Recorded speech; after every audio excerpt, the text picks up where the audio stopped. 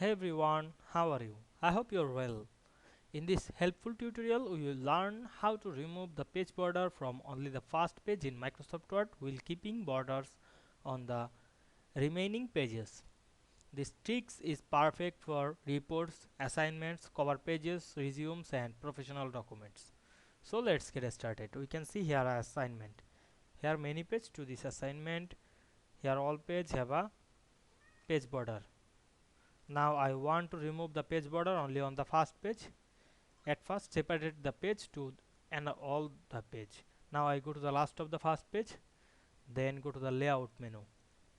Click the break drop down menu and choose next page. Then we can see here create a space. Now I remove this. Then double click on the header. Then check the section. We can see here the first page is section 1 and the all page is section 2. Then close the header and footer. Then go to the design menu and select the page border option. Then select none and select the apply to this section option and click OK. Then we can see we remove the page border only on the first page using this way. I hope this is a very useful and easiest way in the world. I hope you understand this process. If this video helped you, don't forget to like, comment and subscribe my channel to get more than important video very soon. Thanks for watching.